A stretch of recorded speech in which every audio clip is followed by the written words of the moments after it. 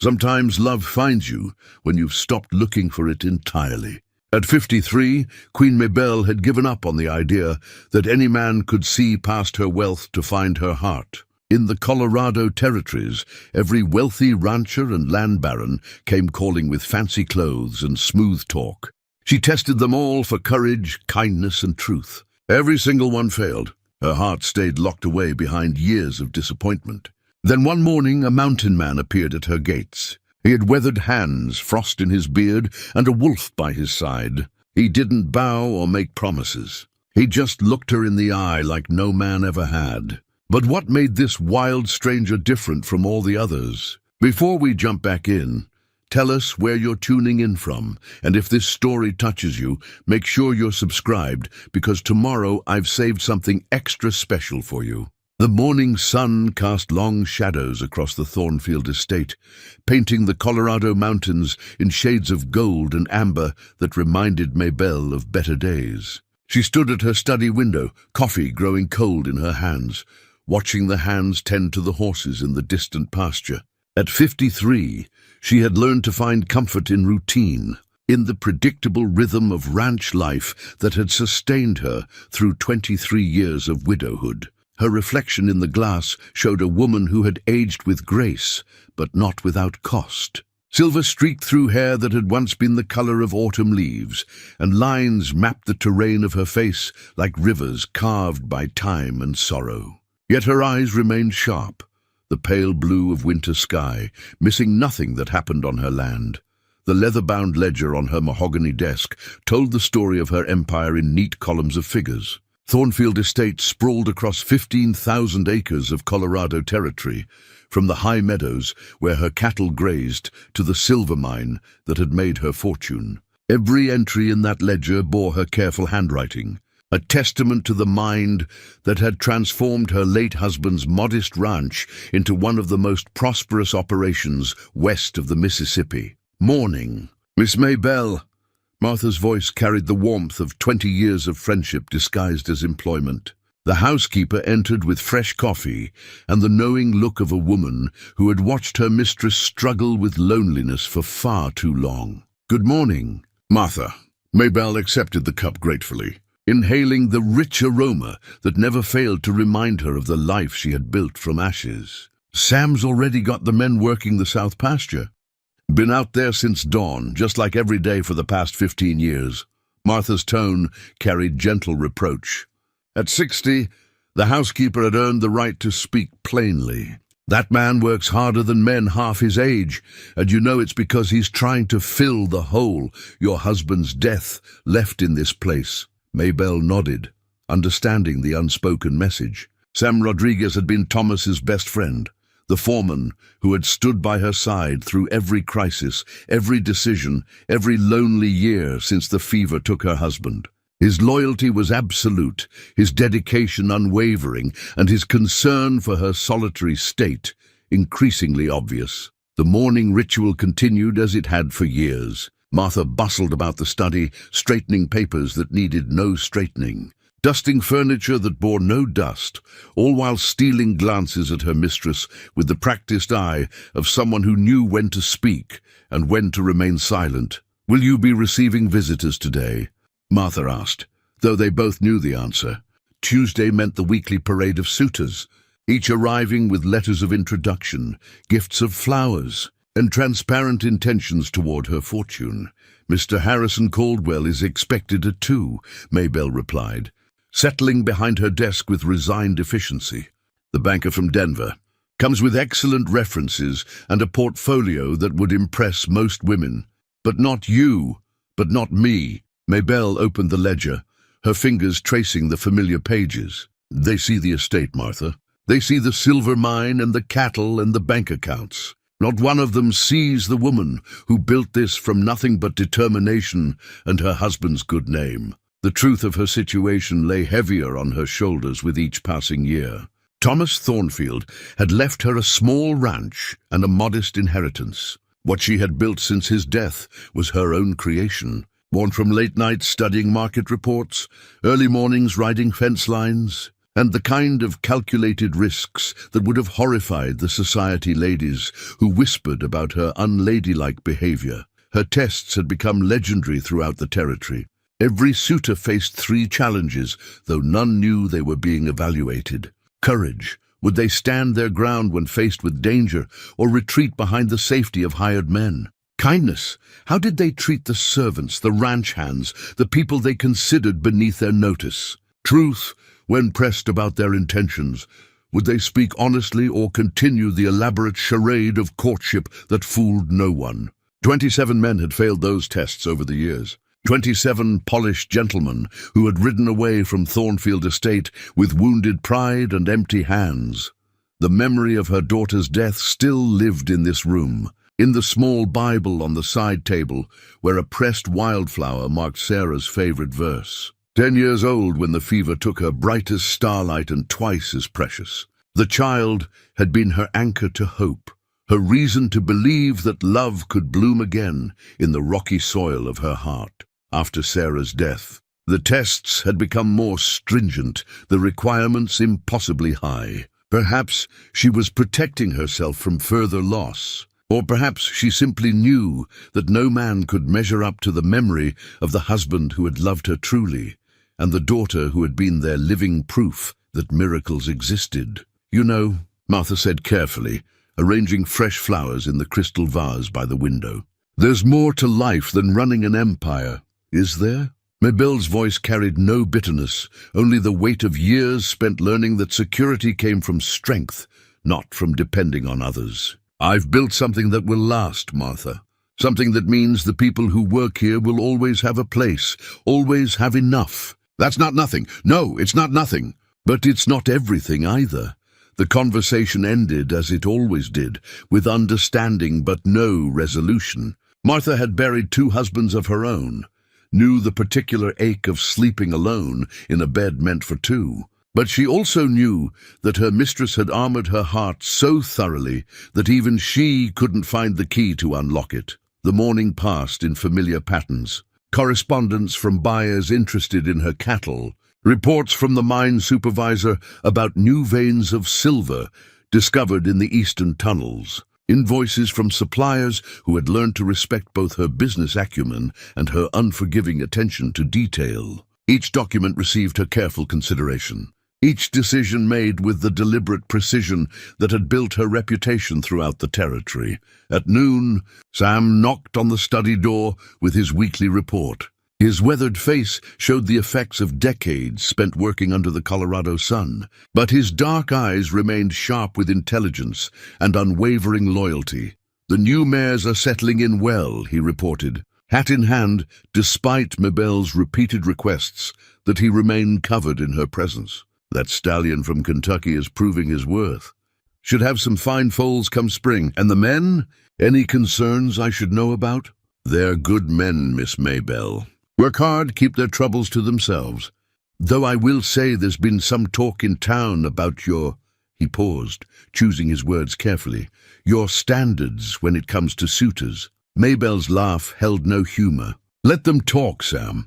I've spent 23 years proving that a woman can run an empire without a man's help. I'm not about to compromise now for the sake of gossip. No, ma'am, I wouldn't expect you to. Just thought you should know that some folks think you're being too particular. Some folks have never had to rebuild their entire world from nothing." Her voice softened as she studied the man who had been her most trusted ally. "You've never questioned my decisions, Sam. Why is that?" "Because I was there when Mr. Thomas died. Saw how you could have sold everything, moved back east, lived comfortable on what he left you. Instead, you rolled up your sleeves and got to work. Takes a special kind of person to turn grief into something productive instead of letting it consume them." The weight of his words settled between them, acknowledgement of the strength that had cost her so much to maintain. After Sam left to return to his duties, Mabel found herself drawn once again to the window, watching the endless dance of ranch life that continued regardless of her personal struggles. 2 o'clock approached with the inevitability of seasons changing. Harris and Caldwell would arrive precisely on time, as successful men always did. He would bring flowers, speak of business ventures and shared interests, perhaps mention his own substantial holdings in Denver banking. He would be courteous, intelligent, appropriately deferential to her position, while making it clear that he considered himself her equal in all things that mattered. And he would fail her tests, just as all the others had failed. The certainty of it should have brought resignation, but instead, Maybelle felt only a hollow sadness for the young woman she had once been, the one who had believed that love was not only possible, but inevitable. That woman had died with her husband and daughter, leaving behind this careful, controlled version who measured every risk and found them all wanting. The grandfather clock in the corner chimed too, its deep bronze voice echoing through the study like a bell tolling the end of hope. Soon she would hear the sound of approaching hooves, would watch another man ride up to her door with confidence in his eyes and calculation in his heart. But for now, in the quiet moments before the performance began again, Maybelle allowed herself to remember what it felt like to be loved truly, completely, without condition or agenda. The memory was precious, precisely because she knew it would never come again. Outside, the Colorado mountains stood eternal against the autumn sky, their peaks crowned with early snow that caught the afternoon light like promises made and broken. Somewhere in those mountains, she thought, there might be men who understood that a woman's worth wasn't measured in acres or silver, but in the depths of her heart and the strength of her character. But those men, if they existed at all, would never find their way to her door. The storm arrived without warning, as October storms often did in the Colorado high country. One moment the afternoon sky showed clear blue stretching toward the mountains, and the next, dark clouds boiled over the peaks like smoke from some celestial fire. Maybelle had lived here long enough to read the signs, the sudden stillness in the air, the way the horses lifted their heads and turned toward the west, the particular quality of light that meant snow would follow rain. She was reviewing the quarterly mining reports when the first drops struck her study window. By the time she looked up from the ledgers, the storm had transformed from a distant threat into an immediate reality. Rain lashed against the glass with increasing fury, and the wind howled around the corners of the house like some wild thing seeking shelter. "Martha," she called, rising from her desk as lightning split the sky. "We'll need to—" The sound of hoofbeats cut through the storm's roar, growing louder as they approached the main house. Maybelle moved to the window, pressing her face against the cold glass to peer through the driving rain. Through the grey curtain of water, she could make out a solitary rider approaching the circular drive, moving with the steady purpose of someone who knew where he was going, despite the chaos around him. The man sat his horse with an ease that spoke of years in the saddle, seemingly unbothered by the storm that would have sent most travelers seeking immediate shelter. As he drew closer, Maybelle could see that he wore no hat, allowing the rain to stream down his face and into his beard. A wolf trotted alongside his horse, grey as the storm itself, keeping pace with casual grace that suggested a bond deeper than mere companionship. Who in their right mind travels in this weather? Martha appeared at her shoulder, squinting through the rain-streaked glass. "Someone who either has urgent business or nowhere else to go," Maybelle replied, though something about the rider's unhurried approach suggested the latter rather than the former. The man reined in his horse at the foot of the front steps, taking his time to survey the house and outbuildings with the methodical attention of someone accustomed to evaluating his surroundings. He dismounted with fluid motion, water cascading from his heavy coat, and stood for a moment stroking his horse's neck in what seemed like a gesture of reassurance. The wolf sat beside him, yellow eyes scanning the area with alert intelligence. When the man moved toward the front door, the animal followed, close enough to touch but never crowding, maintaining the perfect distance of a partner rather than a pet. Maybelle found herself moving toward the front door before Martha's knock announced the visitor's arrival. Something about the man's presence pulled at her, perhaps the way he moved with quiet confidence, or the manner in which he had approached her home without the swagger she had come to expect from men seeking her attention. She opened the door herself, surprising Martha, who had already started toward the entrance. The man on her doorstep stood well over 6 feet, with broad shoulders that spoke of physical labor and hands that bore the calluses of honest work. His hair, dark with streaks of silver, hung wet against his collar, and his beard carried the frost of early winter mornings. But it was his eyes that held her, green as deep forest shadows, steady and direct in a way that made her feel as though he was seeing something in her that others missed. "Ma'am," he said, his voice carrying the rough gentleness of someone more comfortable with silence than words. "Name's Jeremiah Stone. I'm caught in this storm and was hoping you might allow my horse shelter in your barn. I can pay for the privilege." The wolf beside him remained motionless, watching Maybelle with those unsettling yellow eyes that seemed to look straight through to her soul. There was no aggression in the animal's stance, only the alert attention of a creature that understood the importance of this moment without knowing why. "Mr. Stone," Maybelle heard herself say, though part of her mind was still cataloguing the details of his appearance, the careful way he held himself, the respect in his voice that felt genuine rather than calculated, the absence of the smooth deference she had grown to despise. "This storm will likely last the night. Your horse is welcome in the barn, and you're welcome to shelter there as well." Something flickered in those green eyes, surprise perhaps, or gratitude. "That's generous of you, ma'am." "I'm much obliged." He touched his forehead where the brim of a hat would have been, a gesture that managed to convey respect without subservience. As he turned to lead his horse toward the barn, Maybelle found herself calling after him, "Mr. Stone." He paused, looking back through the driving rain. "There's hot coffee and warm food in the kitchen, if you've a mind for it once you've seen to your horse." "Thank you kindly, ma'am." "I appreciate the hospitality."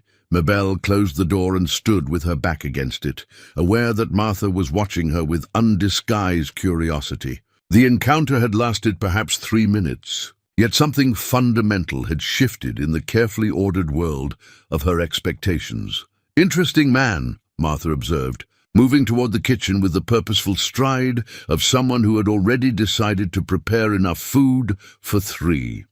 "He has a wolf," Maybelle said, as though that explained the sudden flutter in her chest. "Lot of mountain men keep wolves. Helps with hunting, protection, though that one looked more like a partner than a pet." The storm continued its assault on the house, but now Maybelle found herself listening for sounds from the barn. The whinny of horses settling for the night, the creak of wooden stalls, perhaps the murmur of a man's voice, speaking to his animals, with the affection of someone who spent more time with beasts than with people.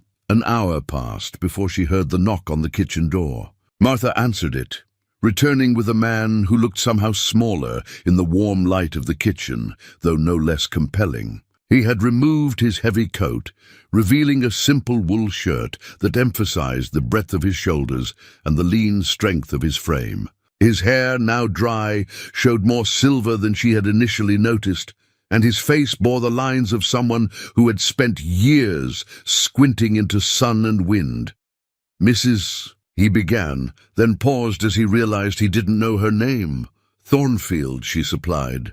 "Maybelle Thornfield. And this is Martha, who keeps this household running far better than I ever could. Ma'am, Miss Martha."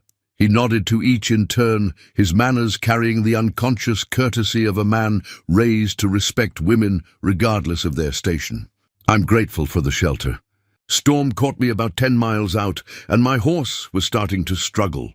Martha placed a steaming plate before him, beef stew with fresh bread, the kind of hearty meal that had sustained cowboys and mountain men for generations. Jeremiah Stone ate with the deliberate attention of someone who never took a good meal for granted, pausing between bites to answer Maybelle's careful questions about his travels. "Been up in the high country since spring," he said, breaking bread with hands that were scarred but clean. "Trapping mostly, though there's not much market for pelts anymore.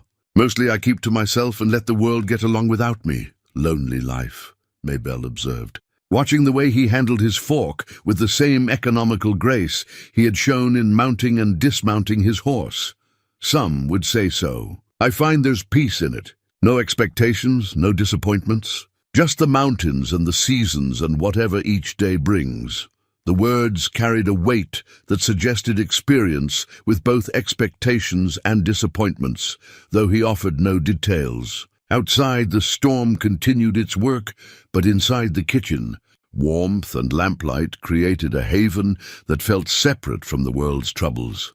When the wolf appeared at the kitchen door, yellow eyes gleaming in the darkness, Jeremiah rose immediately. "That's Ghost," he said simply. "He'll want his dinner. Ghost. Found him as a pup, alone and half-starved. Figured we were both ghosts of sorts, better off haunting the mountains than trying to live among regular folks." He moved toward the door, but Maybelle found herself speaking before she had consciously decided to do so. "Bring him inside. A storm like this is no weather for any creature to be wandering." Jeremiah paused, his hand on the door latch. "Ma'am, Ghost isn't exactly what you'd call a house pet. He's wild, even after all these years with me.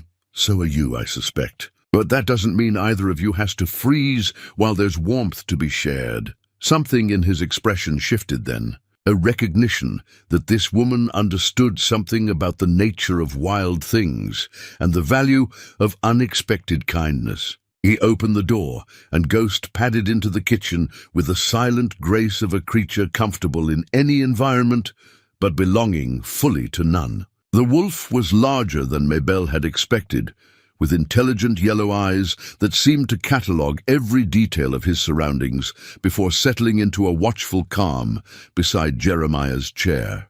When Martha placed a bowl of table scraps on the floor, Ghost looked to his human companion for permission before approaching the food, a gesture that spoke of discipline and trust in equal measure. "He's beautiful," Maybelle said, meaning it. There was something magnificent about the animal's wildness, the way he maintained his essential nature while adapting to unexpected circumstances. "That he is. Saved my life more than once up in the mountains.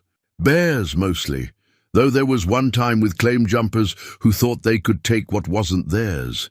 The storm raged on outside, but inside the kitchen, 3 people and 1 wolf settled into the kind of companionable quiet that sometimes springs up between strangers when circumstances strip away the usual social barriers." Maybelle found herself studying Jeremiah Stone with growing curiosity, noting the way he listened more than he spoke, the careful economy of his movements, the manner in which his presence seemed to fill the room without dominating it. For the first time in years, she found herself looking forward to morning, not because it would bring the end of an unwelcome visit, but because it might bring the opportunity to learn more about this quiet man who traveled with a wolf and spoke of the mountains as other men spoke of home. Dawn broke, clear and sharp over the Colorado mountains. The storm's fury spent in the night like a fever finally broken. Maybelle woke earlier than usual, drawn from sleep by the unusual quiet that follows a night of wind and rain. Sunlight streamed through her bedroom windows, painting everything in shades of gold that made the world look newly made. She dressed with more care than she had in recent memory, choosing a simple blue dress that brought out the color of her eyes while maintaining the practical elegance that had become her signature. As she pinned her silver-streaked hair into its customary arrangement, she caught herself wondering whether Jeremiah Stone was an early riser, or if the storm had granted him the deep sleep of exhaustion. The kitchen was already warm when she arrived, Martha having risen before dawn, as was her habit. Coffee steamed in the pot, and the scent of baking bread filled the air with homely comfort. "Our guest stirring yet?" Maybelle asked, accepting the cup Martha pressed into her hands. "Been up for an hour, tending to his horse and that wolf of his. Saw him through the window, checking the barn for storm damage." Martha's voice carried approval. "Man who sees to his animals before himself is worth something in this world." Through the kitchen window, Maybelle could see Jeremiah moving with purposeful economy around the barn, Ghost at his side like a grey shadow. Even at this distance, there was something compelling about the way he moved. No wasted motion, each gesture serving a clear purpose. He had the unconscious grace of someone who had spent years adapting to his environment rather than trying to bend it to his will. I should offer him breakfast before he continues on his way, she said, though part of her hoped he might not be eager to leave so soon, already planned on it. Can't send a man back into the mountains on an empty stomach, especially with winter coming on. Martha paused in her work, giving Maybelle a look that held 20 years of friendship and understanding. Of course, he might not be in such a hurry to leave if he had reason to stay. Before Maybelle could respond to that loaded observation, the kitchen door opened and Jeremiah appeared, removing his hat with the same unconscious courtesy he had shown the night before. His hair was damp from washing at the pump, and his clothes, while simple, were clean and well-maintained. "Morning, ma'am. Miss Martha." He nodded to each in turn, his green eyes bright with the alertness of someone accustomed to greeting each day as a gift rather than an obligation. "I wanted to thank you both for the hospitality. Storm would have been rough on Ghost and the horse without your barn to shelter in." "Think nothing of it," Maybelle replied, gesturing toward the table where Martha was already setting a place for him. "The least we could do on a night like that." "I hope you slept well." "Better than I have in months," he admitted, taking the offered seat with visible appreciation. "Been a while since I spent a night with a roof over my head and walls to keep the wind out." Martha placed a plate before him. Eggs fresh from the henhouse, bacon, and bread still warm from the oven. Jeremiah looked at the generous portion with something approaching wonder, as though he couldn't quite believe such abundance was meant for him. "This is more than kind," he said, but made no move to begin eating until Ghost appeared at the kitchen door. The wolf padded inside with the same silent grace he had shown the night before. Settling beside Jeremiah's chair with patient attention, Maybelle watched, fascinated, as Jeremiah broke off a piece of bacon and held it out to Ghost. The wolf waited, yellow eyes fixed on his companion's face, until Jeremiah gave an almost imperceptible nod. Only then did Ghost accept the offered food, taking it with delicate care, despite teeth that could easily have removed fingers. "He won't eat until you give permission?" she asked. Old habit from when he was a pup. Food was scarce in those days, and I needed him to understand that survival sometimes meant waiting. Jeremiah's voice carried the weight of memories he didn't elaborate on. "Turned out to be useful when we encountered other folks. People are more comfortable around a wolf that shows discipline." The simple statement revealed layers of consideration and wisdom that intrigued Maybelle. Here was a man who understood that perception mattered, who had taken the time to train his unusual companion, not just for convenience, but for the comfort of others. It spoke to a depth of character that went far beyond the surface impression of a simple mountain man. "You've been in the mountains long?" she asked, settling across from him with her own coffee. 5 years, give or take. "Left civilization after." He paused, his eyes growing distant. "After I lost my family. Figured the mountains might have use for a man who didn't much care about finding his way back to the world." The simple words carried such weight of grief that Maybelle felt her breath catch. She recognized the particular quality of loss he carried, the way it shaped a person's relationship with hope and the future. It was familiar because she carried her own version of the same burden. "I'm sorry for your loss," she said simply, knowing that some sorrows could only be acknowledged, never diminished by well-meaning words. Jeremiah nodded, accepting her condolences with the grace of someone who had learned to carry his pain without burdening others. "Thank you. It was a long time ago, but some things leave marks that don't fade."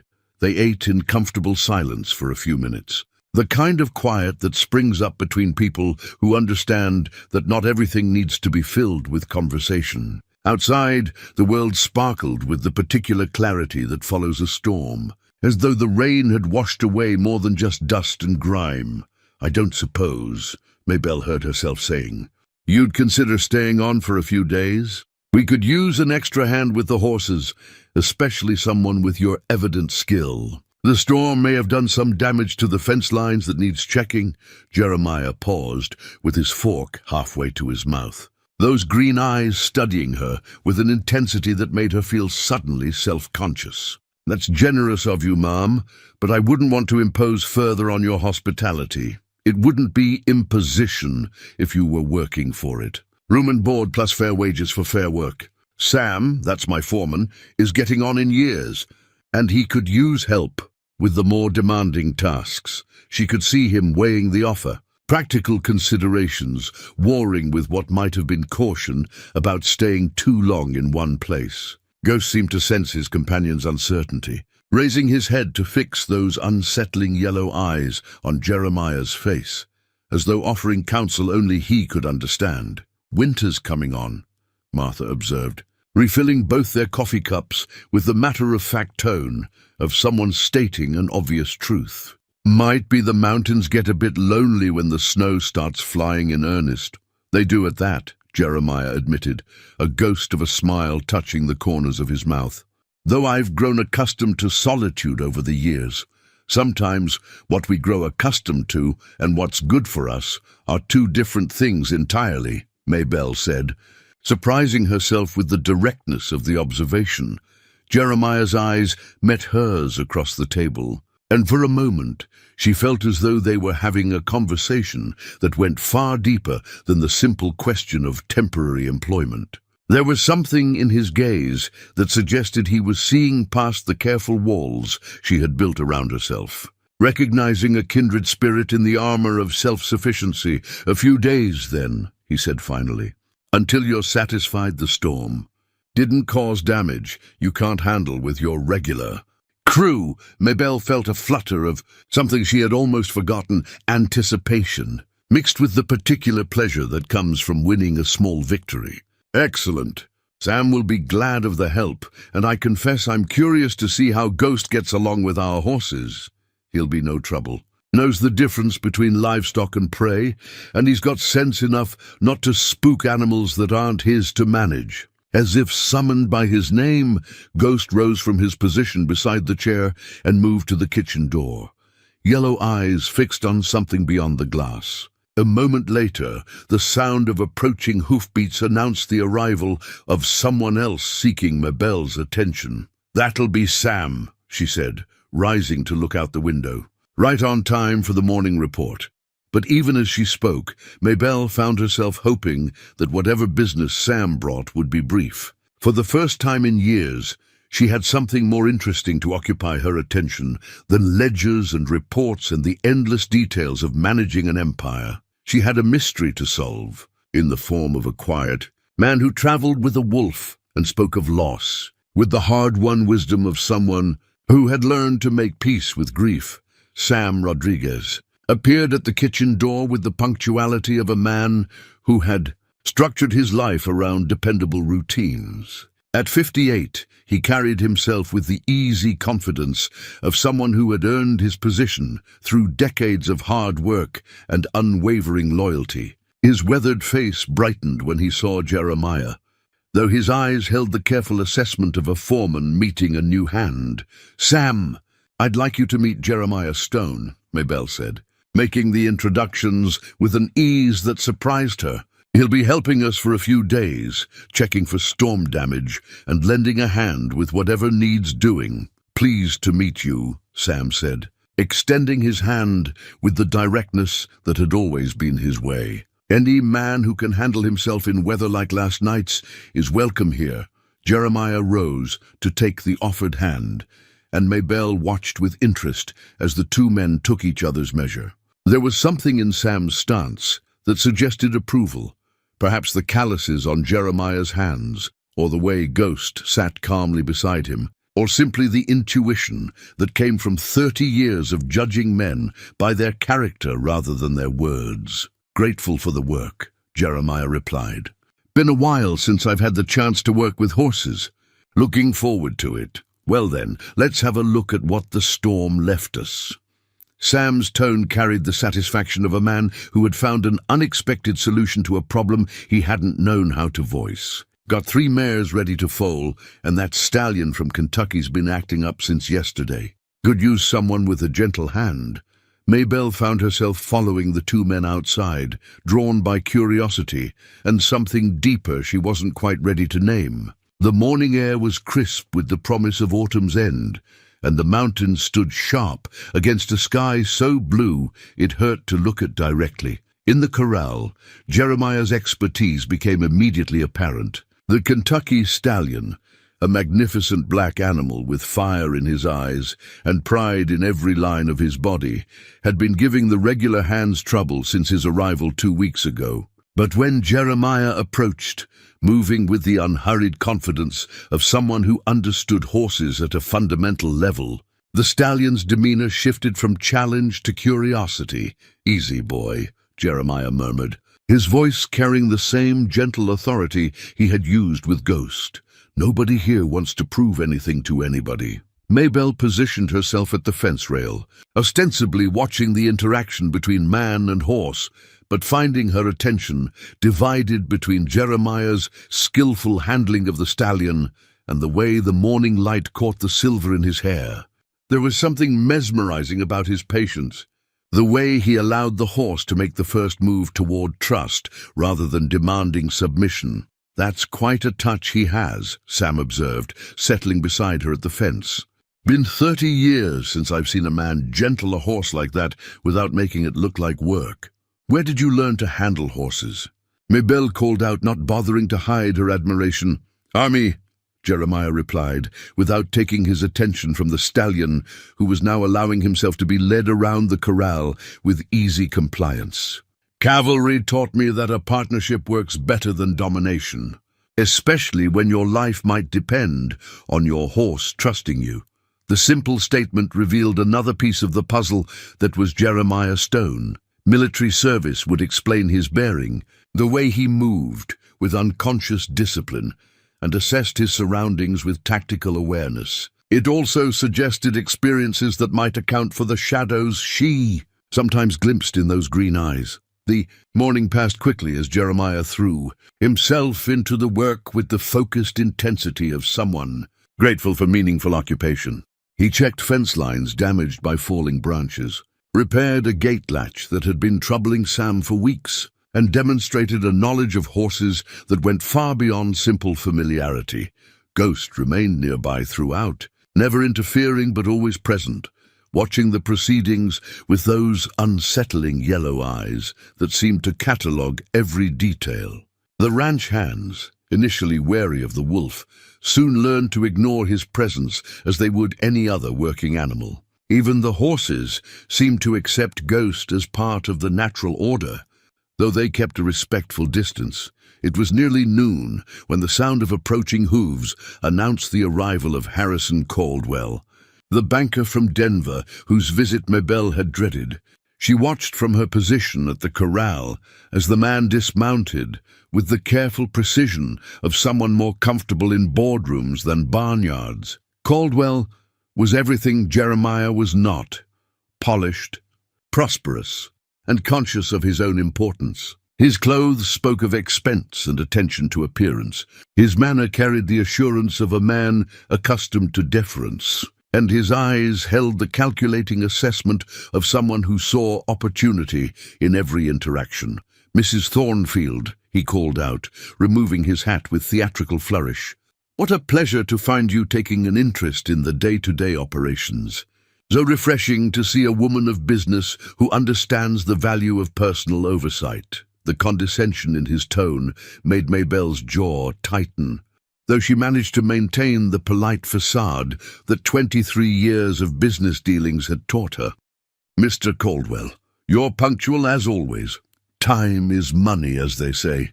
His gaze swept the corral, taking in the scene with the practiced assessment of someone evaluating assets. "Fine animals you have here. The bloodlines alone must represent considerable investment."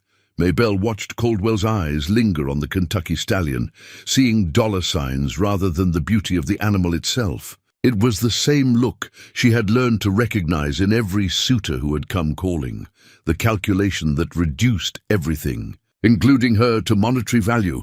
"They serve their purpose," she replied neutrally, aware that Jeremiah had paused in his work to observe the new arrival.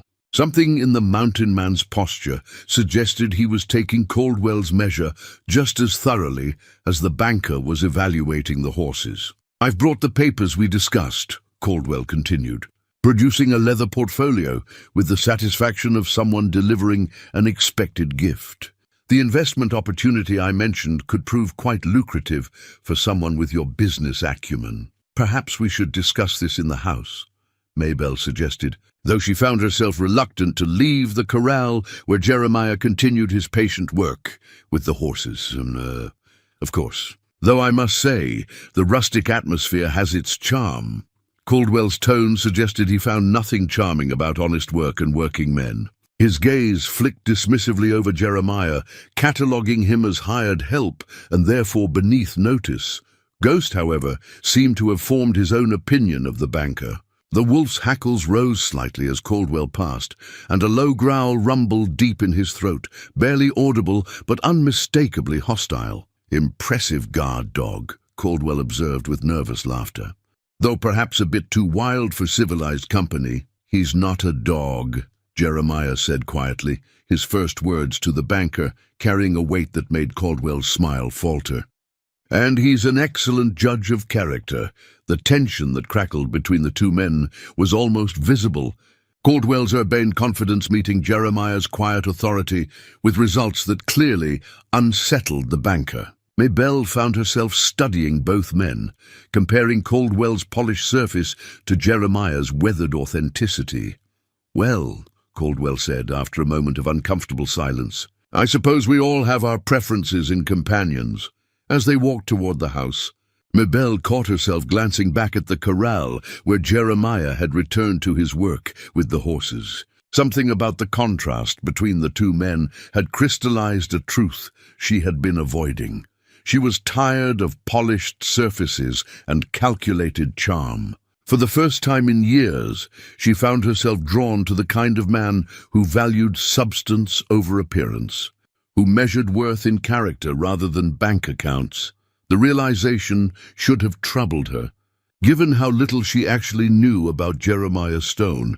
Instead, as she followed Caldwell into the house to discuss investments that suddenly seemed far less important than the mystery of a mountain man who traveled with a wolf and spoke to horses with the voice of someone who understood that trust was earned, not demanded. The autumn social at the Grange Hall had been a tradition in the territory for as long as anyone could remember. Ranchers and townspeople gathered to celebrate the end of harvest season, to share news and gossip, and to maintain the social connections that made frontier life bearable. For Maybelle, these gatherings had become increasingly challenging affairs, elaborate dances around her unmarried status, with every conversation carrying undercurrents about her choice of companions. She stood before her bedroom mirror, adjusting the emerald green dress that brought out her eyes while maintaining the dignity appropriate to her position. The fabric was fine but not ostentatious, the cut elegant without being frivolous. At 53, she had learned to dress for herself rather than to impress others. Though tonight she found herself wondering what Jeremiah might think of her appearance, the thought startled her with its clarity. In the 3 weeks since the storm had brought him to her door, Jeremiah Stone had become a fixture at Thornfield Estate. His temporary employment had extended naturally as his value became apparent. Not just his skill with horses, but his quiet competence with any task that needed doing. More importantly, his presence had begun to feel essential in ways that had nothing to do with ranch work. Martha appeared in the doorway, her expression carrying the satisfaction of someone who had been proven right about something important. "You look lovely, dear, though I suspect your appearance tonight will cause quite a stir because of the dress?" Maybelle asked, though she suspected Martha meant something else entirely, "because of your escort." The whole territory will be talking about Maybelle Thornfield arriving at the social with a mountain man instead of a banker. The decision had crystallized that morning when Caldwell had arrived unannounced, expecting to accompany her to the social as though his presence were a foregone conclusion. His assumption of privilege, combined with his dismissive treatment of Sam when the foreman had tried to discuss a sick mare, had finally exhausted Maybelle's patience with polite pretense. "Mr. Stone is a gentleman," she had told Caldwell firmly, "which is more than can be said for men who assume familiarity that hasn't been invited." Caldwell's face had reddened with wounded pride and something darker. "Mrs. Thornfield, surely you can't be serious about preferring the company of a vagrant over a man of substance and standing?" "I prefer the company of men who judge worth by character, rather than bank accounts," she had replied, her voice carrying the steel that had built her empire. "Mr. Stone has shown more courtesy in 3 weeks than some men manage in a lifetime." Now, as she prepared to make good on that declaration, Mabel felt a flutter of anticipation that had nothing to do with social obligation and everything to do with the quiet man who had agreed to escort her with a solemnity that suggested he understood the significance of the gesture. Jeremiah waited for her in the front parlor, and when she descended the stairs, the expression in his green eyes made her heart skip in a way it hadn't in decades. He had clearly made an effort. His hair was neatly combed, his beard trimmed, and he wore a dark suit that, while simple, fit him well and emphasized his natural dignity. "You look beautiful, Mom," he said simply, the words carrying such genuine appreciation that Mabel felt heat rise in her cheeks. "As do you, Mr. Stone, quite distinguished." He offered his arm with the formal courtesy of a man who understood the importance of proper behavior, though there was something in his manner that suggested the gesture cost him effort. Mabel suspected that crowds and social gatherings were not his natural element, which made his willingness to escort her all the more meaningful. The ride to the Grange Hall passed in comfortable conversation about ranch business and the approaching winter. But underneath the practical topics, Mabel was aware of a tension that had been building between them for days. There were moments when their hands brushed passing tools, when she caught him watching her with an expression she couldn't quite decipher that suggested their relationship was evolving beyond employer and employee into something neither of them was quite ready to acknowledge. The social was already in full swing when they arrived, the hall filled with the warm light of oil lamps and the sound of fiddle music that spoke of celebration and community. Conversations paused as they entered, not with hostility, but with the frank curiosity that greeted any departure from expected behavior in a small community. Mabel felt Jeremiah's slight hesitation as they stood in the doorway, surveying the crowd of faces turned in their direction. She placed her hand more firmly on his arm, a gesture of support that she hoped conveyed her confidence in her choice. "Second thoughts," she murmured, though she hoped the answer would be no. "Not about being here with you," he replied quietly, his voice carrying a conviction that made her heart flutter again. "Just been a while since I've been around this many people at once." They made their way into the crowd, accepting greetings and introductions with the dignity that befitted their positions. She as one of the territory's most successful businesswomen, he as her chosen escort whose quiet presence commanded its own form of respect. Mabel watched with growing admiration as Jeremiah handled the attention with grace, answering questions about his background without elaborating on details that were clearly painful. "Served in the cavalry during the war," he would say when asked about his past, "or been in the mountains since then, mostly keeping to myself." The responses were honest without being revealing, polite without being effusive. The evening's crisis came, predictably, from Harrison Caldwell. The banker had arrived with a widow from Denver, a woman of appropriate age and fortune who clearly hoped to make an impression on the territory's social leaders. But Caldwell's attention remained fixed on Mabel with an intensity that suggested wounded pride rather than romantic interest. "Mrs. Thornfield," he said, approaching during a break in the music with the determined smile of a man who refused to acknowledge defeat. "How delightful to see you enjoying yourself, though I must say your choice of escort has raised some eyebrows." "Has it?" Mabel's voice carried the dangerous quiet that those who knew her had learned to recognize as a warning. "I can't imagine why. Mr. Stone has shown nothing but perfect courtesy." "Oh, I'm sure he has. It's just that some people are wondering about your, shall we say, your judgment in business matters. A woman's reputation can be so fragile, especially when she's seen to associate with men of questionable background." The threat was delivered with a smile, but it was unmistakably a threat nonetheless. Caldwell's eyes held the calculating gleam of a man who believed he had found leverage to use against her. Before Maybelle could respond, Jeremiah stepped forward with the fluid grace of someone moving to intercept a threat. His voice, when he spoke, carried the quiet authority of a man accustomed to command. "Mr. Caldwell, I believe you've made an error in judgment. Mrs. Thornfield's reputation stands on 23 years of honest business and fair dealing. Any man who suggests otherwise might find himself explaining that position to people who take a different view of the matter." The words were spoken without heat, but there was something in Jeremiah's manner, perhaps the stillness of a man comfortable with conflict, or the way his hand rested casually near the knife at his belt, that made Caldwell's face pale slightly. "I meant no offense," the banker said quickly, his urbane confidence evaporating under Jeremiah's steady gaze. "Simply expressing concern for a lady's welfare." "Then we understand each other," Jeremiah replied, his tone suggesting the conversation was concluded.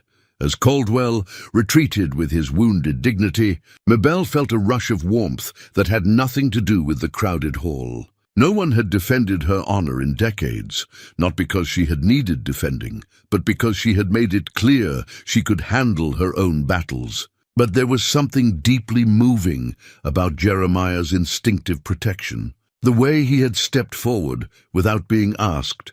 When the fiddle music resumed and couples began to form for dancing, Jeremiah turned to her with an expression that was part question, part invitation. "Ma'am, I should mention that it's been some time since I've danced. Might be I'm a bit rusty."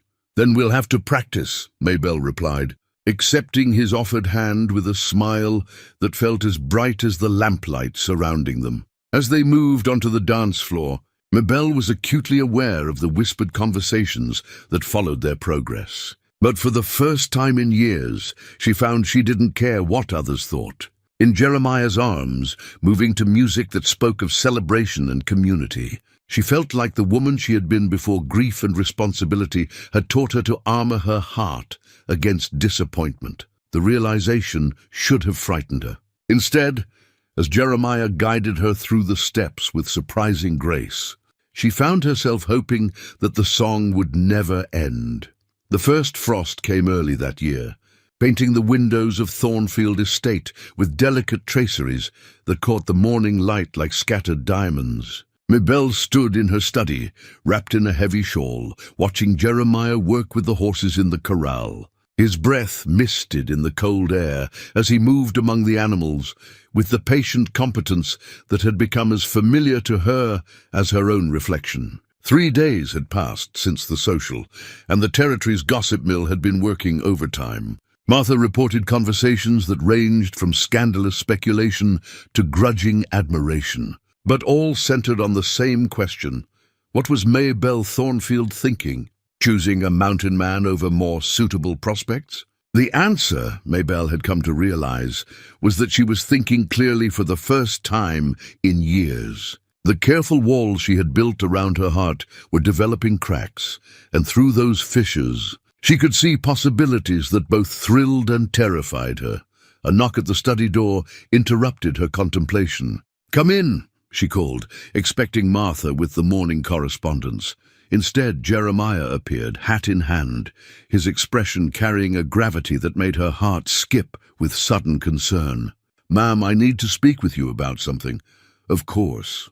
Please, sit down."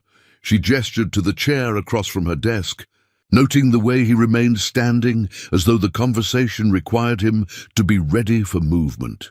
"I've been hearing things in town," he began, his voice carrying the careful neutrality of someone delivering unwelcome news. "Folks talking about your reputation, about the wisdom of associating with someone like me. Yesterday, when I went for supplies, the general store owner made it clear that my presence here is causing complications for you." Maybelle felt anger flash through her, sharp and protective. "What did he say?" "Nothing I haven't heard before. But it got me thinking that maybe my staying here is doing you more harm than good. I've got enough saved to see me through the winter in the mountains. Might be best if I moved on before the snow gets too deep." The words hit her like a physical blow, even though she had been expecting this moment since the social. Jeremiah's pride was as much a part of him as his green eyes or his gentle way with horses, and she had known that the gossip and whispers would eventually drive him to this decision. And if I told you that what people think matters less to me than what I think, she asked, rising from her chair to face him directly. I'd say that's easy words to speak, but harder to live with when it starts affecting your business dealings. Caldwell's been making noise about your judgment, suggesting to other businessmen that maybe you're not as sharp as you used to be. The revelation that Caldwell was actively working against her shouldn't have been surprising, but it still sparked a fury that she struggled to contain. Harrison Caldwell is a small man with wounded pride. His opinion carries no weight with anyone who matters. Maybe not. But rumors have a way of growing, and your empire wasn't built on sentiment. You've worked too hard to let someone like me threaten what you've accomplished. Jeremiah's words were spoken with such quiet conviction that Mabel realized he truly believed leaving would be best for her. The selflessness of it, his willingness to sacrifice his own happiness for her reputation, only strengthened her resolve to fight for what they had begun to build together. "Walk with me," she said, moving toward the door with the decisiveness that had carried her through 2 decades of business challenges. "There's something I want to show you." They made their way through the house in silence, past rooms filled with furniture and memories that spoke of lives lived and lost. Mabel led him up the stairs to the 2nd floor, down a hallway she rarely traveled anymore, to a door that had remained closed for years. "This was my daughter's room," she said, turning the brass handle with hands that trembled slightly. "Sarah. She died when she was 10 of fever. I haven't opened this door since Martha and I packed away her things." The room was exactly as they had left it, a shrine to childhood preserved in lavender and cedar. The small bed with its patchwork quilt, the shelf of books and dolls, the rocking chair where Mabel had spent countless hours reading stories and singing lullabies. But it was the cedar chest at the foot of the bed that drew her attention. She opened it carefully, breathing in the scent of preservation and memory, and withdrew a dress wrapped in tissue paper. The silk was the color of winter sky, with delicate beadwork that caught the light like captured starlight. She had worn it on her wedding day 25 years ago, when the world had seemed full of infinite possibility. "After Thomas died," she said, holding the dress against herself with hands that showed only the slightest tremor, "I put this away and told myself I would never have cause to wear it again. That chapter of my life was closed, finished. I convinced myself that safety lay in solitude, that the only way to avoid loss was to avoid love." Jeremiah watched her with an intensity that seemed to pierce straight through to her soul. "Loss is part of loving," he said quietly. "Can't have one without risking the other. Yes, and for 23 years, I chose to avoid the risk rather than embrace the possibility." She carefully refolded the dress, replacing it in the chest with the reverence due to sacred things. "But you've shown me that there are different kinds of courage. It takes one kind to build an empire. It takes another to open your heart after it's been broken." "Mabel," he said, and the sound of her name on his lips sent warmth flooding through her chest. It was the first time he had used her given name, abandoning the formal distance that had marked their interactions. "I don't want to be the cause of problems in your life. You're not the cause. You're the solution to a problem I didn't even realize I had." She moved closer to him, close enough to see the silver threading through his hair, the lines that mapped his own journey through loss and healing. "I was dying by degrees, Jeremiah. Successful, respected, and dying inside because I had forgotten what it felt like to be truly alive." The air between them seemed charged with possibility, heavy with words that hadn't yet been spoken, but hung in the space like promises waiting to be claimed. Mabel could see her own feelings reflected in his eyes, the wonder of unexpected love, the fear of loss that made that love both precious and terrifying. "I have to ask," she said, her voice barely above a whisper, "what you lost in the war, was it your wife?" Pain flickered across his features, but he didn't look away. My wife, my son. They died of cholera while I was presumed dead after a cavalry charge. By the time I recovered and made my way home, they'd been in the ground for 6 months. Everything I'd fought to protect was gone. The simple words carried such weight of grief that Maybelle felt tears sting her eyes. I'm sorry. I can't imagine. You don't have to imagine. You know what it's like to lose everything that matters. His hand reached up to touch her face with a gentleness that spoke of hard-won wisdom. Maybe that's why this feels so frightening. We both know how much it can hurt to love someone. Yes, she admitted, leaning into his touch with a surrender that felt like coming home. But we also know how much it hurts to live without love.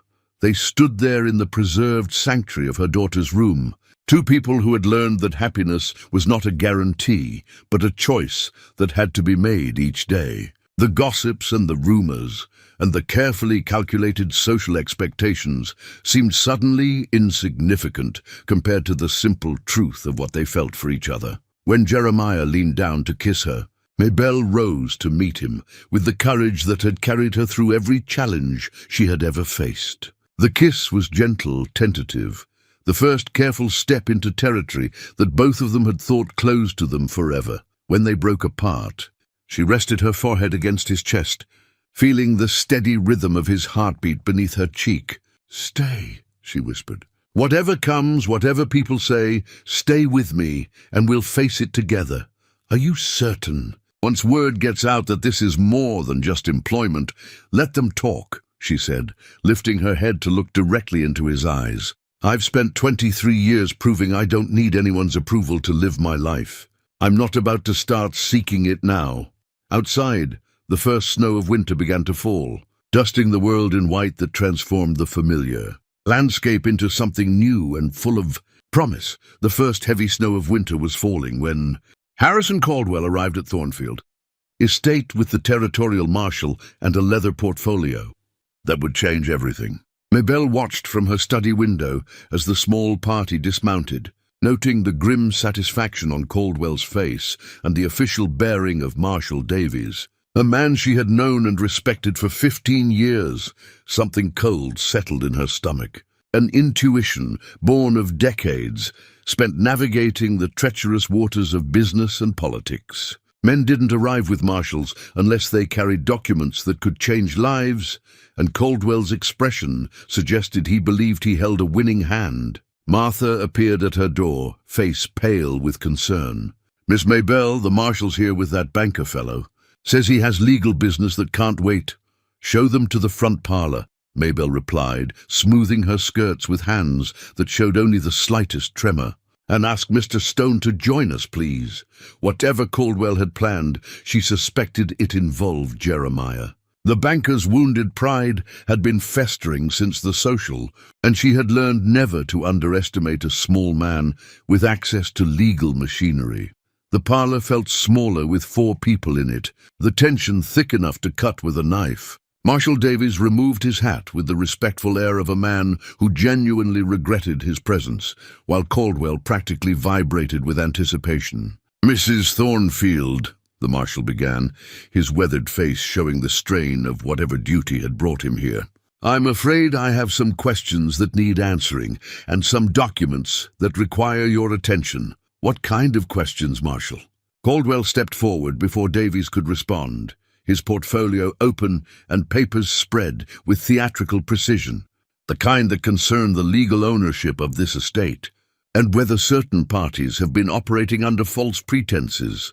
Maybelle felt her world tilt slightly, though her expression remained carefully neutral. "I'm afraid I don't understand."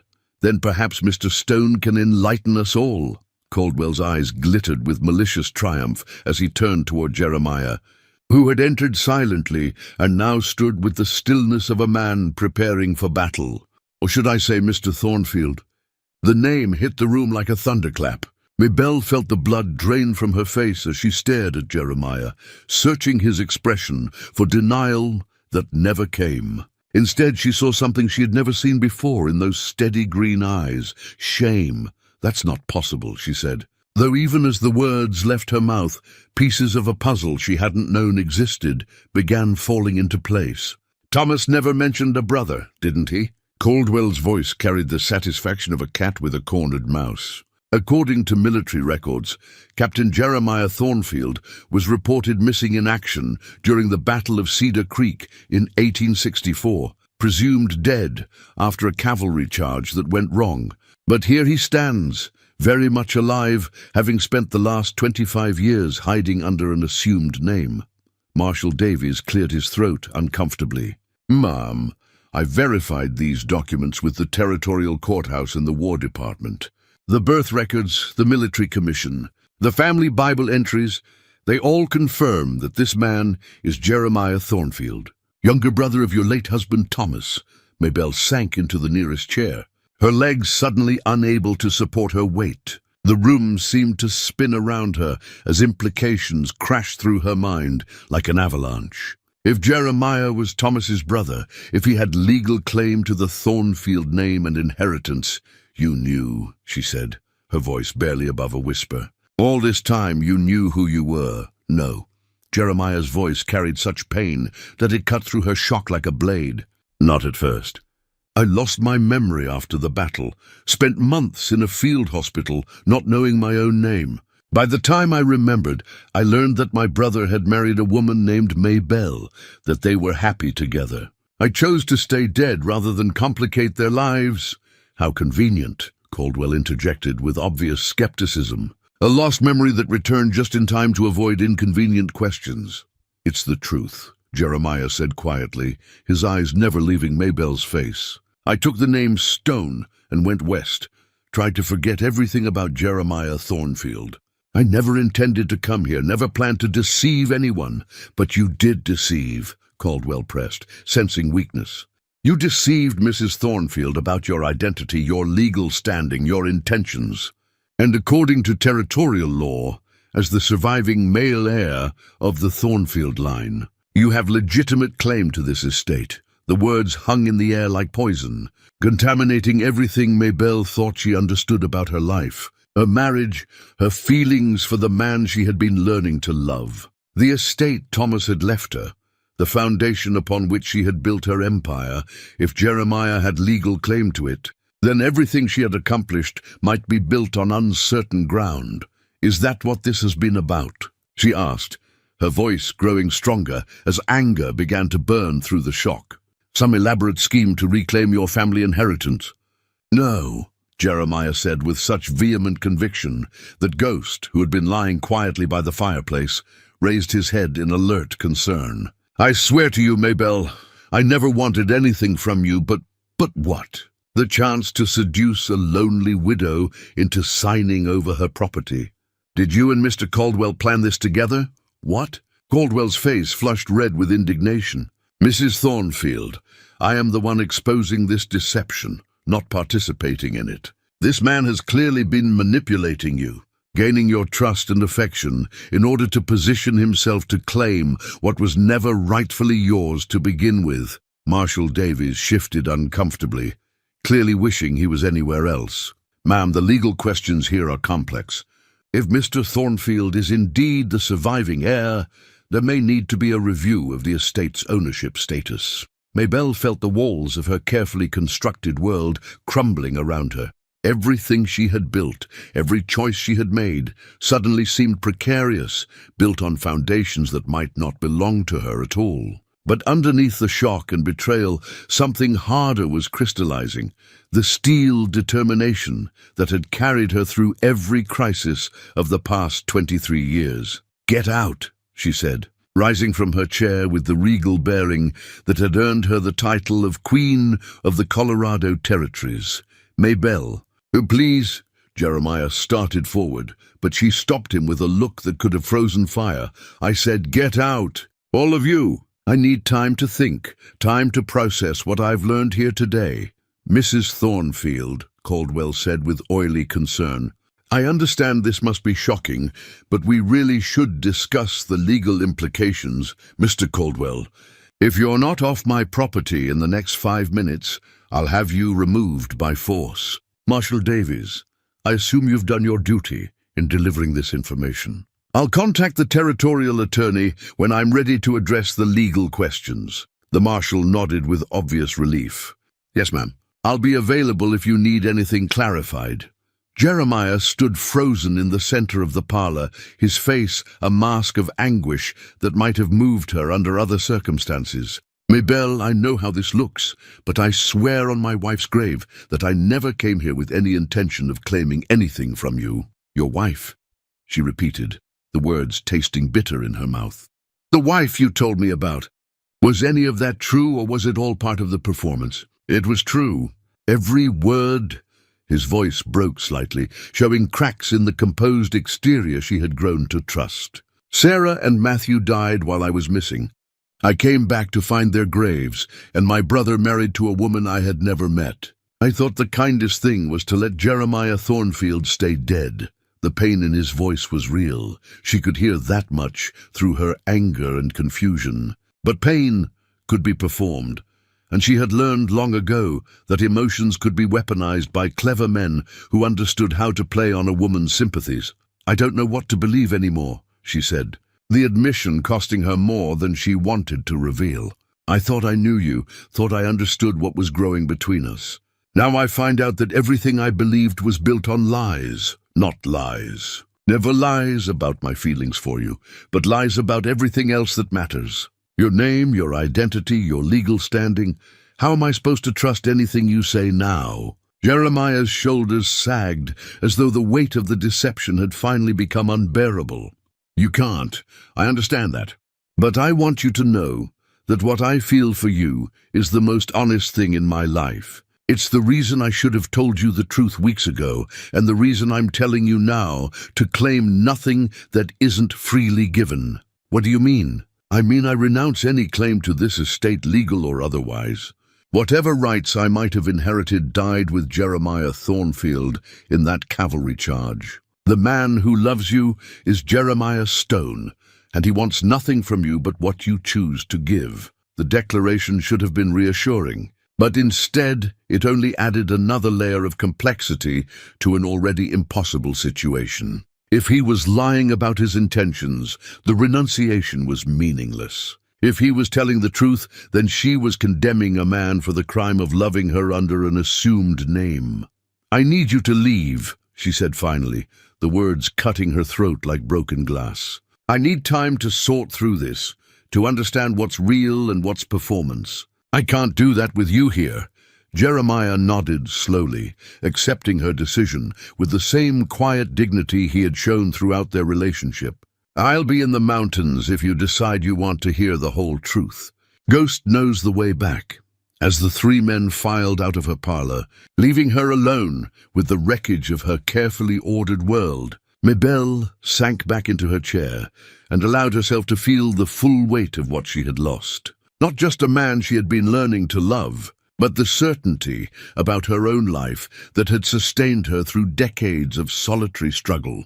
Outside, the snow continued to fall, covering the familiar landscape in white that made everything look different, uncertain. Transformed into something she no longer recognized, the snow fell for 3 days straight, blanketing Thornfield Estate in a silence that matched the hollow quiet in Maybelle's heart. She spent those days in her study, surrounded by legal documents and correspondence that painted an increasingly complex picture of her situation. The territorial attorney had been frank in his assessment. Jeremiah's claim, if pressed, would be nearly impossible to contest in court. Martha brought meals that went largely untouched, and reports from Sam about ranch operations that required decisions Maybelle felt unprepared to make. The careful order that had sustained her for 23 years seemed to have crumbled along with her trust. Leaving her adrift in uncertainty, she had sworn never to feel again.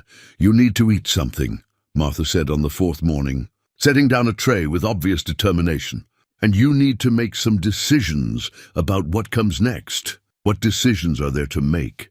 Maybelle asked, not looking up from the legal brief that had occupied her attention for the past hour. "If Jeremiah chooses to press his claim, I could lose everything.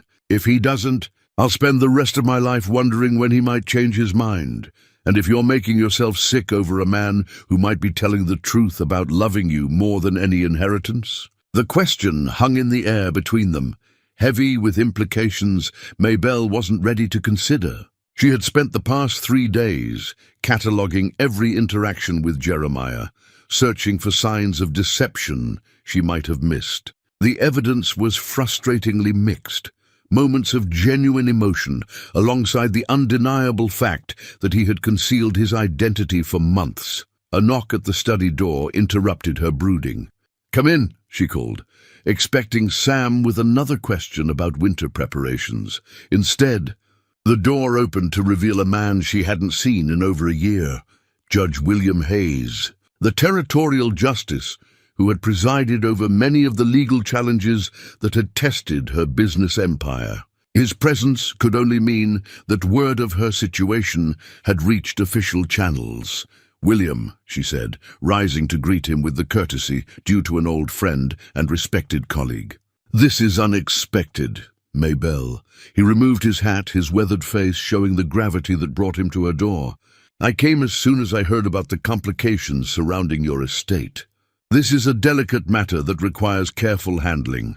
Delicate is one word for it." She gestured him to a chair, noting the way his eyes took in the scattered documents and her own obvious exhaustion. "I assume you've reviewed the legal questions involved?" "I have, and I've also made some inquiries into Mr. Caldwell's role in bringing these matters to light."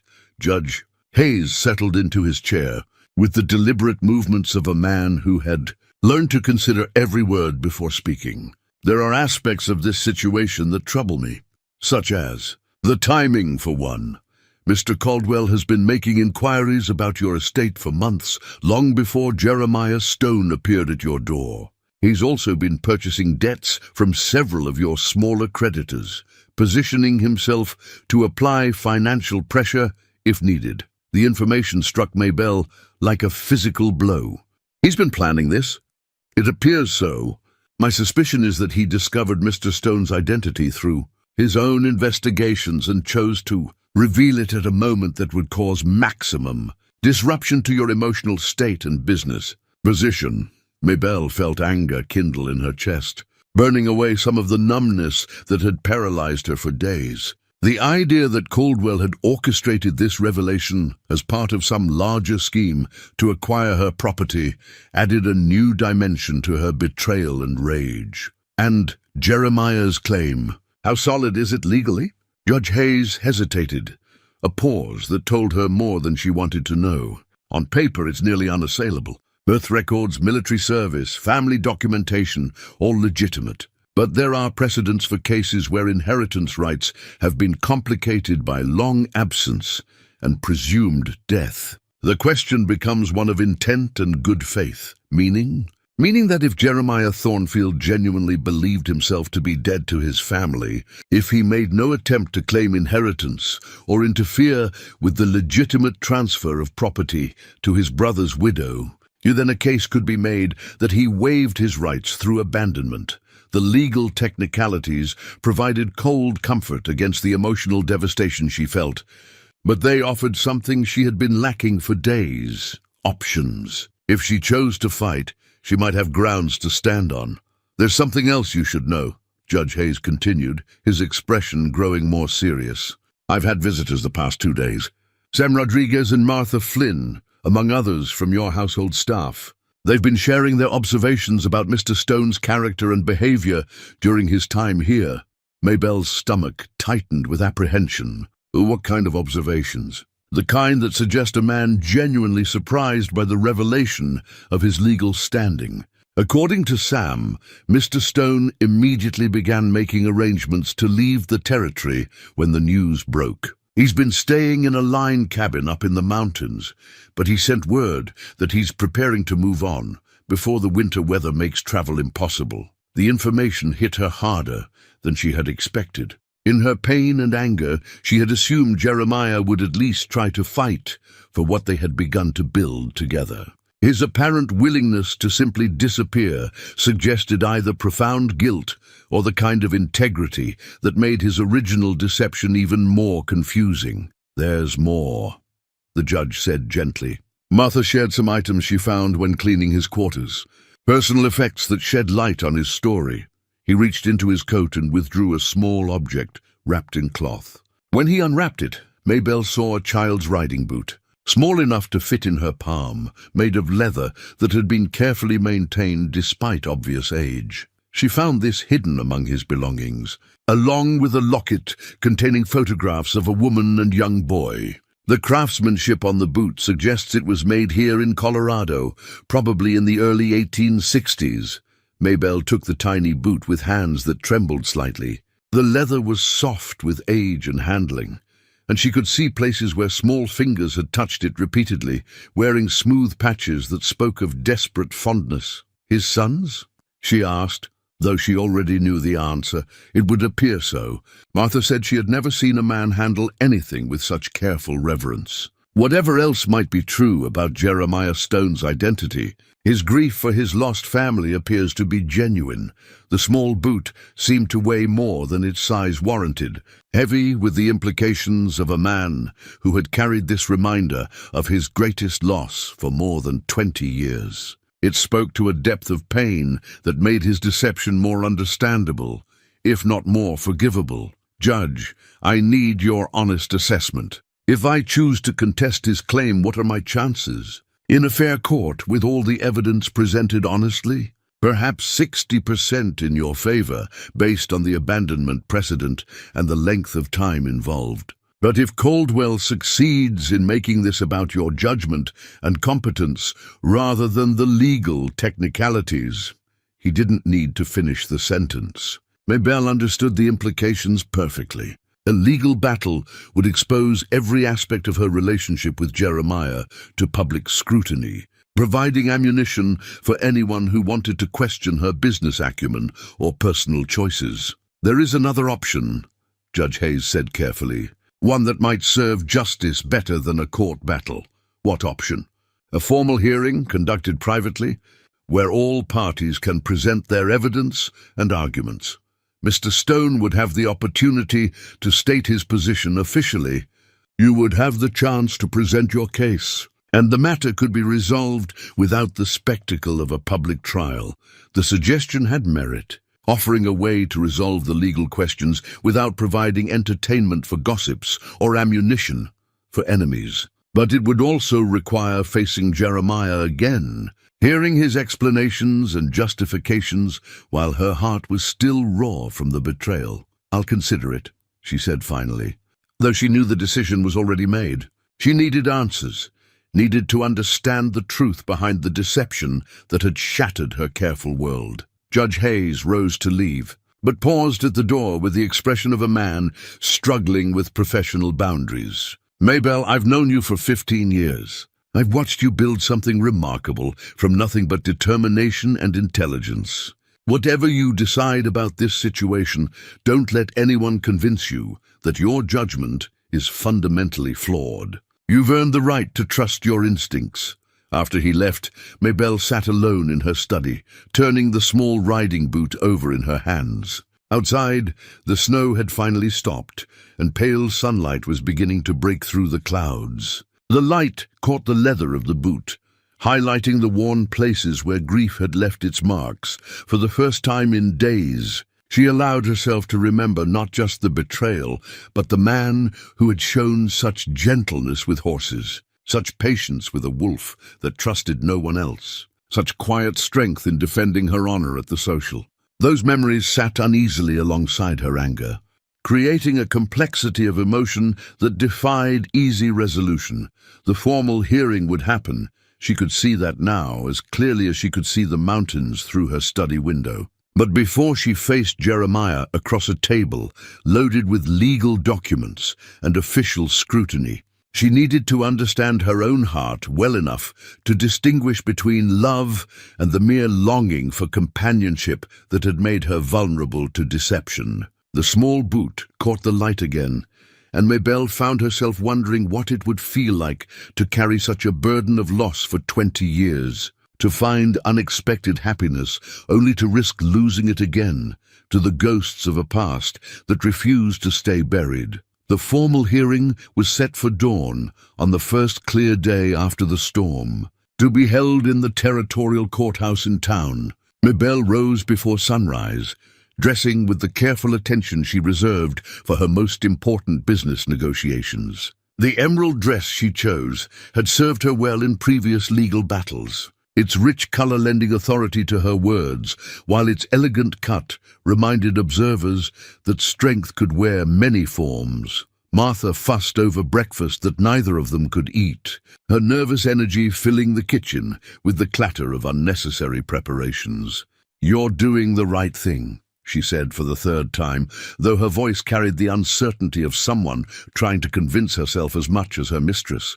"Am I?" Mabel asked, staring out the window at the pre-dawn darkness that still shrouded the mountains.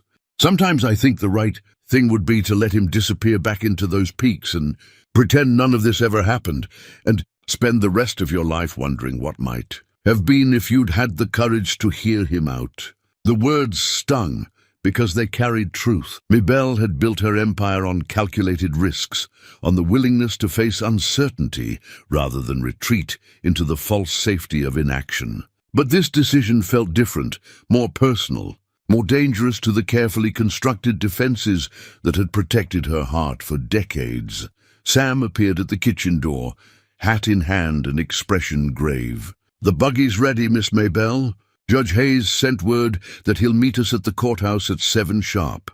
The ride to town passed in silence, broken only by the crunch of wheels on snow-packed road and the steady rhythm of hoofbeats. Mabel found herself studying the familiar landscape with new eyes, seeing it as though for the first time, or perhaps the last. Every fence post, every stand of trees, every distant peak carried the weight of memory and the uncertainty of what tomorrow might bring. The courthouse stood solid and imposing against the morning sky, its brick walls and tall windows designed to inspire respect for the law's authority. Judge Hayes waited on the front steps, his formal robes lending gravity to the proceedings even before they began. "Mrs. Thornfield," he said, with the courteous nod due to her position. "Are you prepared for this?" "As prepared as one can be for having one's entire life examined and judged," she replied, accepting his offered arm as they climbed the steps together. The hearing room was smaller than a formal courtroom, designed for private proceedings that required less spectacle than public trials. A single table dominated the center of the space, with chairs arranged to suggest conversation rather than confrontation. But Mabel could feel the weight of formality in every detail, from the territorial seal on the wall to the court reporter's station, where every word would be recorded for posterity. Caldwell arrived precisely on time, his portfolio bulging with documents and his expression carrying the satisfaction of a man who believed victory was assured. He nodded to Mabel with perfunctory courtesy before taking his seat across the table, his eyes already calculating the division of assets he clearly considered inevitable. "Mrs. Thornfield," he said with oily politeness, "I hope you understand that this proceeding is merely a formality. The legal facts are quite clear, and I'm confident we can reach an amicable settlement that protects everyone's interests." "Are you?" Mabel's voice carried the steel that had served her well in previous negotiations. "How fascinating that you're so certain of the outcome before we've even heard all the evidence." Before Caldwell could respond, the sound of approaching footsteps echoed through the hallway outside.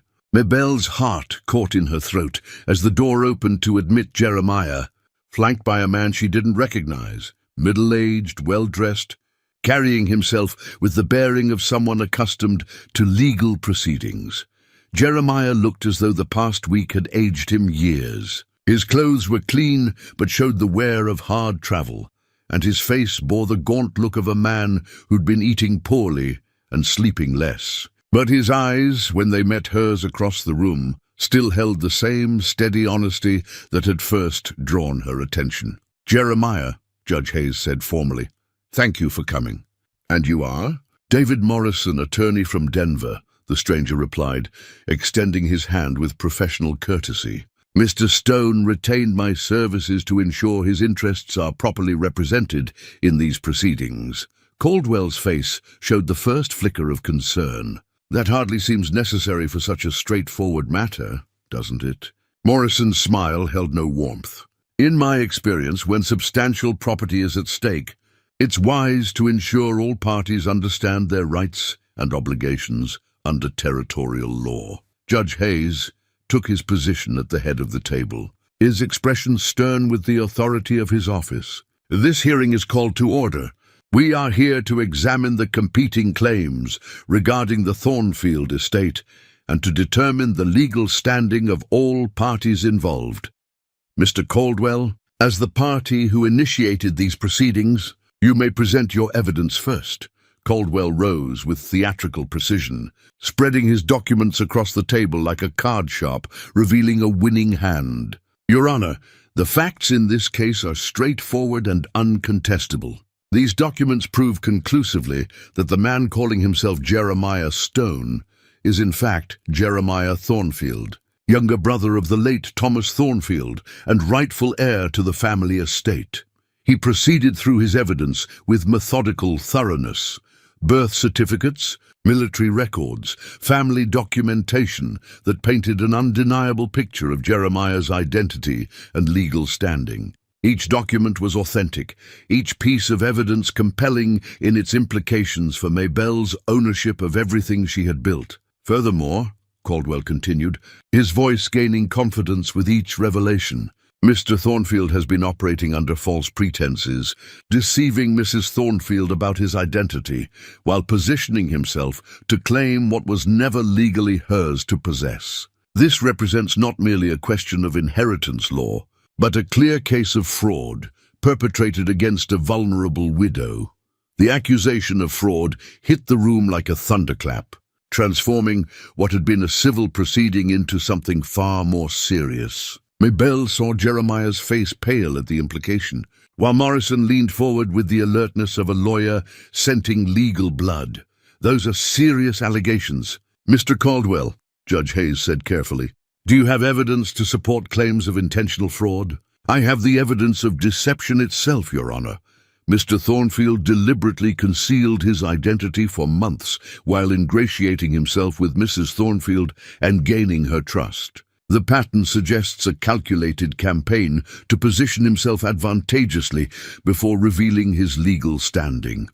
Maybelle found herself studying Jeremiah's face as the accusations mounted, searching for signs of guilt or defiance that might confirm her worst fears. Instead, she saw something that struck her more forcefully than any legal argument, the quiet dignity of a man who was allowing himself to be destroyed rather than fighting back with weapons that might cause collateral damage to someone he cared about. The realization hit her with startling clarity. Whatever else might be true about Jeremiah's identity and intentions, he was facing these proceedings with the same selfless courage he had shown throughout their relationship.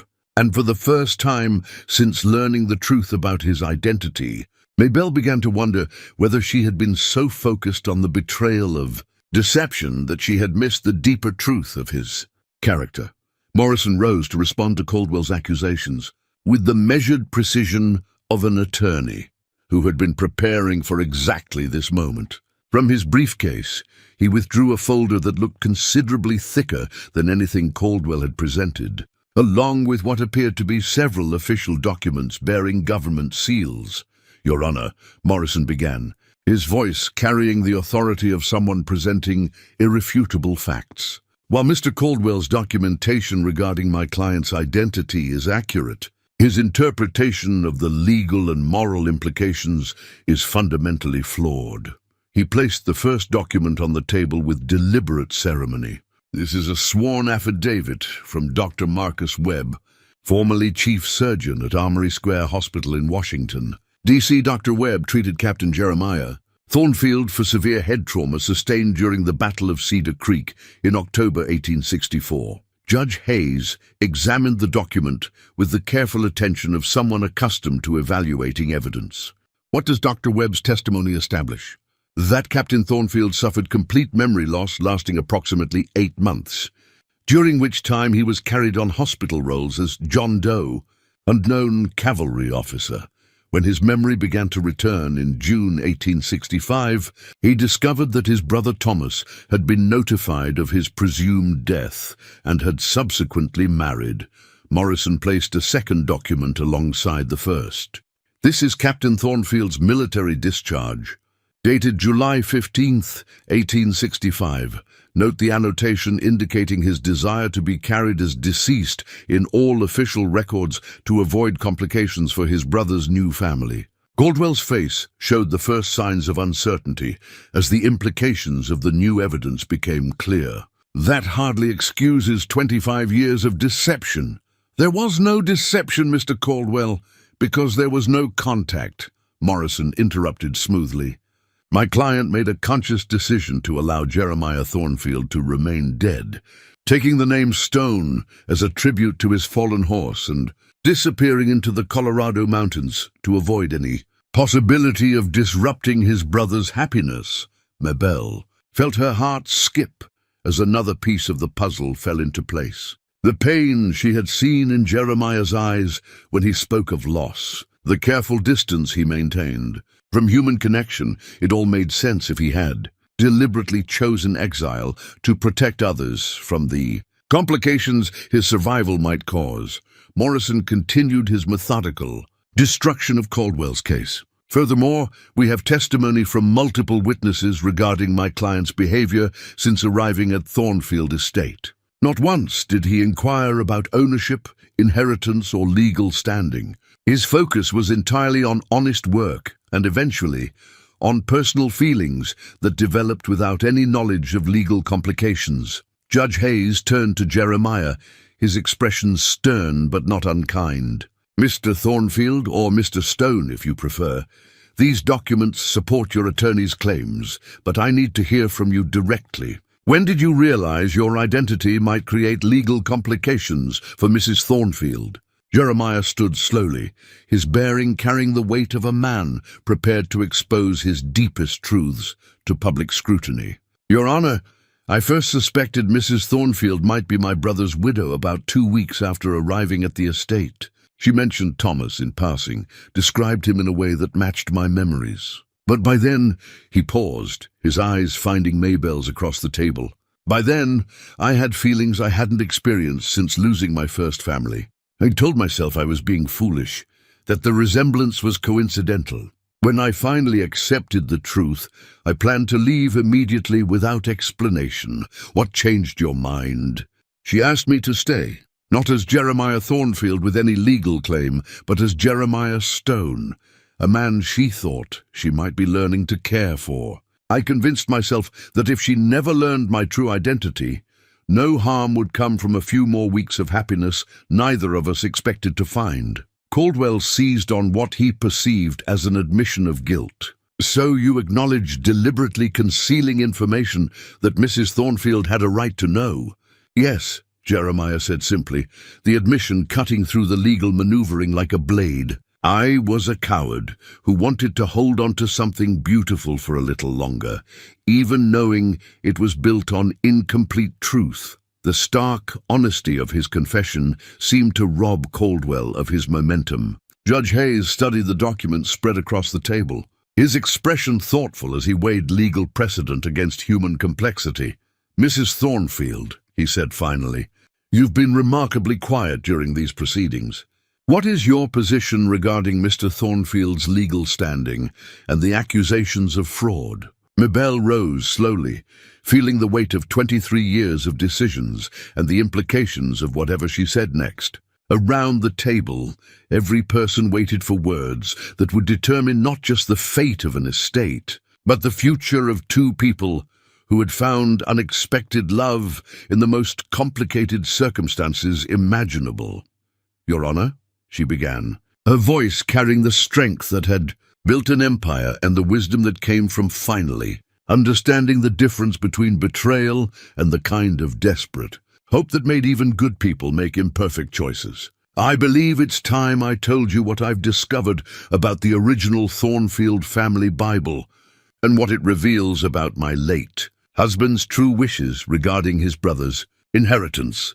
The room fell silent as Mabel prepared to reveal the final piece of evidence that would determine whether love could survive the complications of law, identity, and the ghosts of choices made in grief and desperation. Maybelle reached into her reticule and withdrew a leather-bound volume that had rested on Thomas's bedside table throughout their marriage. The Thornfield family Bible was old, its pages yellow with age and handling, its binding worn smooth by generations of hands that had turned to it in times of joy and sorrow. "This Bible has been in the Thornfield family for 3 generations," she said, placing it carefully on the table, where its presence seemed to change the very air in the room. Thomas read from it every Sunday, and in his final illness, he spent hours writing in the margins and blank pages. Judge Hayes leaned forward with interest. "What kind of writing?" "Letters, mostly. To his parents, to friends lost in the war, and especially to his brother Jeremiah, whom he refused to believe was truly dead." Maybelle opened the Bible to a page she had marked with a ribbon, her voice growing stronger as she prepared to share the truth that would change everything. "He wrote 47 letters to Jeremiah over the course of our marriage, documenting his hopes that his brother would one day return." Caldwell's face paled as the implications became clear. "Letters written to a dead man hardly constitute legal documentation." "They do when they explicitly address inheritance and estate planning," Morrison interrupted, his lawyer's instincts immediately grasping the significance of Maybelle's revelation.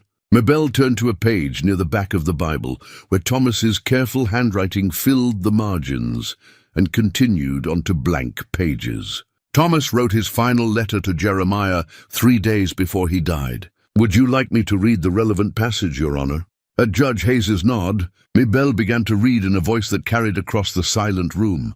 "My dear brother, if you are reading this, then God has granted my greatest wish and brought you home to the family that never stopped loving you. I have left everything to Maybelle because she has proven herself worthy of the Thornfield name in ways that honor our father's memory. But I have always hoped that someday you would return to claim not just your inheritance, but your place in a family that has never been complete without you." The words seemed to echo in the sudden silence, carrying the weight of love that had transcended death and the complexities of law. Jeremiah's face showed a mixture of grief and wonder, as though he was hearing his brother's voice across 25 years of separation.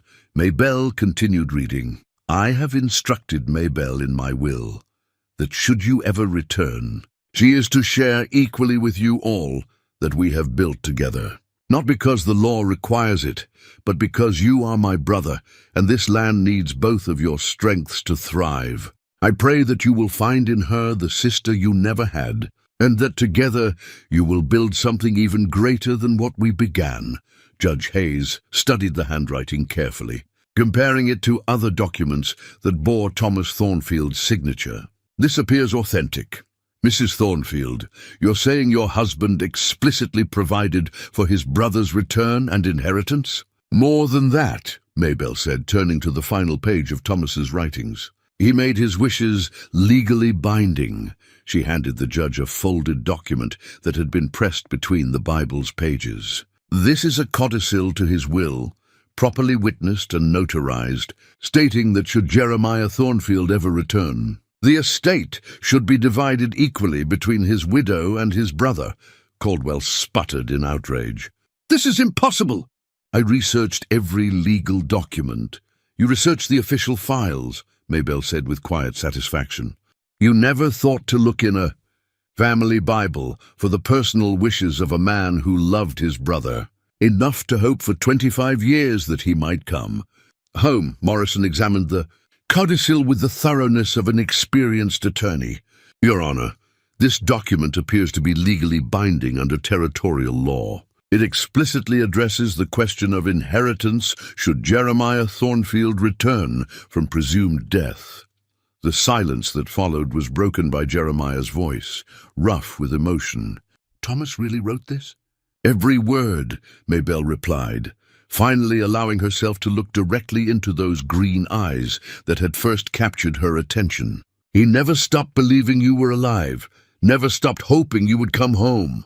And he trusted me to honor his wishes, if that day ever came. Judge Hayes set down the codicil with the deliberate care of a man reaching a momentous decision. Based on the evidence presented, it appears that both parties have legitimate claims to the Thornfield estate, and that the deceased explicitly provided for this possibility. The question of fraud is rendered moot by Mrs. Thornfield's willingness to honor her late husband's wishes. Caldwell made one final desperate attempt to salvage his position. Your Honor, surely the question of Mr. Thornfield's deception regarding his identity is a matter between him and Mrs. Thornfield, Judge Hayes said firmly. This hearing was called to determine legal standing, not to adjudicate personal relationships. The law is clear. Both parties have valid claims, and the estate will be divided according to Thomas Thornfield's documented wishes. As the formal proceedings concluded and documents were signed establishing the new ownership structure, Maybelle found herself alone with Jeremiah in the now empty hearing room. The morning sun streamed through the tall windows, painting everything in shades of gold that spoke of new beginnings and second chances. You could have kept it all, Jeremiah said quietly. The codicil gave you the choice to honor Thomas's wishes or ignore them. No one would have blamed you for protecting what you built.